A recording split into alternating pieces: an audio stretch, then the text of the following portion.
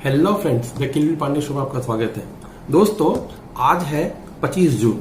आपको याद होगा दोस्तों, 25 जून 1983, जी हाँ दोस्तों, 25 जून 1983 को इंडिया ने पहली बार क्रिकेट वर्ल्ड कप जीता था। आज ही वो ऐतिहासिक दिन है जहां पे हमें पहली बार हम लोग अंडरडॉग थे। उस टाइम कोई हमें पूछता नहीं था इंडियंस को क्रिकेट के फील्ड में, और हमने पूरे वर्ल्ड को बता दिया कि हमारे में है दम जीतने के लिए, हम कर सकते हैं। तो चलिए आइए दोस्तों, एक डॉक्यूमेंट्री है वर्ल्ड कप पे 1983 की, हम देखते हैं उसमें और अपना रिएक्शन देते हैं। चलिए आइए दोस्तों। And that's out. Yes, it's all over this time. Lost his nerve in the end, did Michael Holden. Tried to swing that straight ball with the leg. It's another wicket for Amarnath. Now delighted he looks. खबर station में आपका स्वागत है। खबर station में आज हम आपको बता रहे हैं 1983 का वर्ल्ड कप भारत ने कैसे जीता। 25 जून 1983 को लॉर्ड्स के मैदान के बीचों बीच कपिल देव निखंज और मदन लाल के बीच मंत्रणा हुई, तो उसका असर न सिर्फ विश्व कप के फाइनल के परिणाम पर पड़ा, बल्कि उसने हमेशा के लिए भारतीय क्रिकेट की सूरत बदल दी। विवियन रिचर्ड्स ताबड़तोड़ चौके लगाते हुए आनन फानन में 33 के स्कोर पर पहुंच गए। वो मदन लाल की गेंदों पर 3 चौके लगा चुके थे, इसलिए कपिल देव किसी और को ओवर देने के बारे में सोच रहे थे। तभी मदन लाल ने उनसे एक ओवर और करने के लिए कहा। मदन लाल कहते हैं कि ये बात सही है कि मैंने कपिल देव से गेंद ली थी। जो लोग कहते हैं कि मैंने गेंद छीनी थी, ये गलत है। मुझे 3 ओवर में 20 से 21 रन पड़ गए थे। मैंने कपिल देव से कहा कि मुझे एक ओवर और करने दें। मैंने सोचा कि रिचर्ड्स को एक शॉट गेंद करूंगा। मैंने पहली गेंद में कुछ तेज गेंद की, जिसने पिच को तेजी से हिट किया। उन्होंने गेंद को हुक करते समय मिस टाइम किया। कपिल देव ने 20-25 गज पीछे भागकर बिल्कुल अपनी उंगलियों से टिप कर उस गेंद को कैच लिया। 25 जून 1983 को शनिवार था। लॉर्ड्स के मैदान पर बादल छाए हुए थे। जैसे ही क्लाइव लॉयड और कपिल देव मैदान पर टॉस करने आए, सूरज ने बादल को पीछे ढकेला और दर्शकों ने खुशी से ताली बजाई।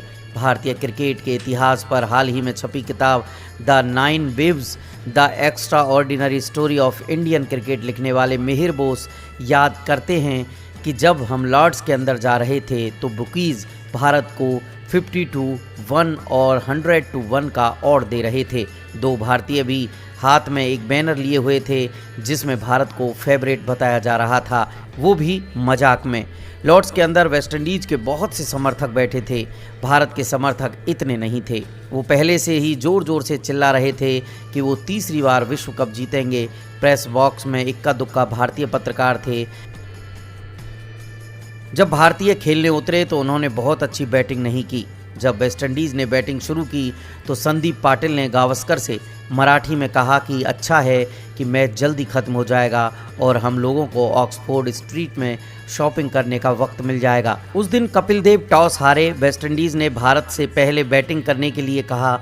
एंडी रॉबर्ट्स ने बिग बर्ड जोएल गार्नर के साथ गेंदबाजी की शुरुआत की। रॉबर्ट्स ने भारत को पहला झटका दिया जब 2 के स्कोर पर दूजों ने गावस्कर को कैच कर लिया। गावस्कर की जगह आए मोइंदर अमरनाथ ने एक छोर संभाल लिया। दूसरे छोर पर श्रीकांत तूफानी मूड में थे। उन्होंने पहले गार्नर को 4 रनों के लिए स्लैश किया, फिर रॉबर्ट्स की गेंद को मिड विकेट पर बाउंड्री से बाहर मारा और थोड़ी ही देर बाद उन्हें 6 रन के लिए हुक कर दिया।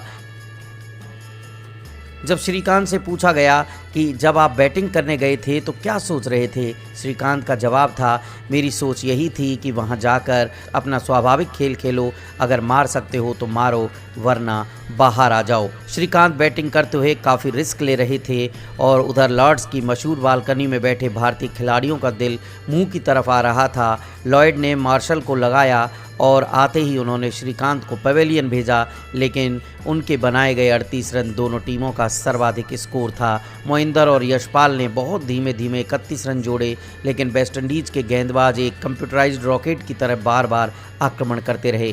रॉबर्ट्स जाते तो मार्शल आ जाते, मार्शल जाते तो होल्डिंग गेंदबाजी संभाल लेते। यशपाल और मोहिंदर दोनों जल्दी जल्दी आउट हो गए। भारत के 6 विकेट मात्र 11 रनों पर गिर गए।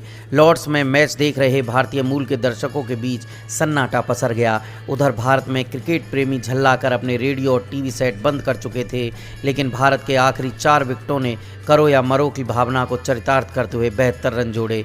11 नंबर पर खेलने आए बलविंदर संधू ने बहुत बहादुरी का परिचय दिया। मार्शल ने उन्हें विचलित करने के लिए एक बाउंसर फेंका जो उनके हेलमेट से टकराया। सैयद किरमानी याद करते हैं कि जब बलविंदर और मेरी साझेदारी शुरू हुई तो मार्शल ने जो पहली गेंद उसे की वो बाउंसर थी, वो गेंद सीधे उनके हेलमेट पर लगी। उस ज़माने में मार्शल दुनिया के सबसे तेज़ गेंदबाज थे। वो गेंद जैसे ही बलविंदर के हेलमेट में लगी उसे दिन में तारे नज़र आ गए। मैं उनकी तरफ भागा ये पूछने के लिए कि तुम ठीक हो। मैंने देखा कि बल्लू हेलमेट को अपने हाथों से रगड़ रहे थे।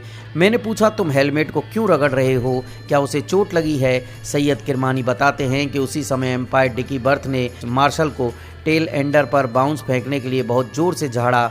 उन्होंने मार्शल से ये भी कहा कि तुम बल्लू से माफ़ी मांगो। मार्शल उनके पास आकर बोले, man I did not mean you hurt you, I am sorry. मेरा मतलब तुम्हें घायल करने का नहीं था, मुझे माफ़ करो। बल्लू बोले, Malcolm do you think that my brain is in my head? No it is in my knee. Malcolm, क्या तुम समझते हो कि मेरा दिमाग मेरे सिर में है? नहीं, ये मेरे घुटनों में है। मैलकम ये सुनकर हंस पड़े। भारतीय टीम 183 रन बनाकर आउट हुई और वेस्टइंडीज़ की टीम इस तरह पवेलियन की तरफ भागी मानो विश्व कप उसकी झोली में हो। सैयद किरमानी से पूछा कि जब आप फील्डिंग करने उतरे तो आप क्या सोच रहे कि मैच किस तरफ जाएगा? किरमानी ने कहा, हम तो यही समझे कि ये तो हमें ओपनिंग स्टैंड में ही खा जाएंगे और विवियन रिचर्ड्स की तो बारी ही नहीं आएगी, लेकिन हमने तो ये सोचा कि अब अपना हौसला हारेंगे नहीं और सब के सब पॉजिटिव माइंड से खेलेंगे। वेस्ट इंडीज़ की ओर हेंस और ग्रीनिज बैटिंग करने के लिए उतरे।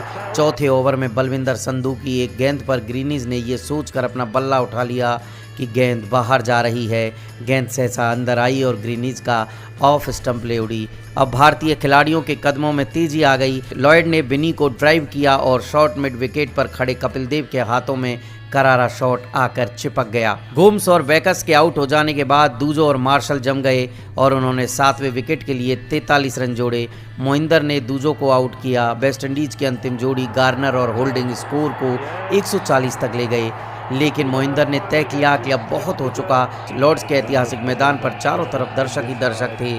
ये एक ऐसा अनुभव हमने आपको बताया जिसे आप भी अगर याद करेंगे तो रोमांच से भर उठेंगे। दोस्तों देखिए, यादें ताज़ा हो गई उस टाइम। ये हमने कितने बार आपने देखा होगा ये इस टाइप की वीडियोस पुरानी जो भी मैचेस के 1983 के ऊपर। बट जब भी जितने बार भी आप देखो आपको वो खुशी नॉस्टैल्जिक फीलिंग हो जाता है। पहली बार जीतना इंडिया के लिए कोई पूछता नहीं था। आप जैसे सुने होंगे मजाक उड़ा रहे थे सब अलग कंट्रीज, मीन्स इंडिया को हम कोई काउंट ही नहीं कर रहा था एज ए फेवरेट। और उस पर जाके सबने जो अपना कॉन्फिडेंटली खेला है, अपना जो एक अपने खुद को एक मोटिवेट करना और फिर जीत जाना, क्या मजे की बात है। देखिए मीन्स जनरेशन्स को उन्होंने इंस्पायर किया है। और आप जानते भी होंगे, इवन तेंदुलकर भी ने कहा था वो कि वो बहुत ऐतिहासिक हिस्ट्री मोमेंट था उनके लिए क्रिकेट चूज करने के लिए। और सब देखिए 1983 के जो भी प्लेयर्स हैं सब लेजेंड ही हैं। अपने सर कपिल देव जी, और मुझे जितना याद है मोहिंदर अमरनाथ जी को मैन ऑफ द मैच मिला था उसमें फाइनल में। बहुत अच्छे अच्छे मदन लाल जी, रॉजर बिन्नी, सैयद किरमानी, बलविंदर संधू, देखिए सुनील गावस्कर जी, कितने अच्छे अच्छे प्लेयर्स। और सबने अपना जान लड़ा दी हमें हमारा पहला वर्ल्ड कप दिलाने के लिए। बहुत अच्छा था ये। मेरे तो फेवरेट थे इसमें श्रीकांत, जो बैट्समैन थे मुझे बहुत पसंद थे। वो अट्रैक्टिव थे, अटैकिंग प्लेयर, पूरा बिंदास प्लेयर, बहुत अच्छे लगते थे मुझे वो। और एक हैट्स ऑफ कपिल देव की वो टीम के लिए हमारे तरफ से।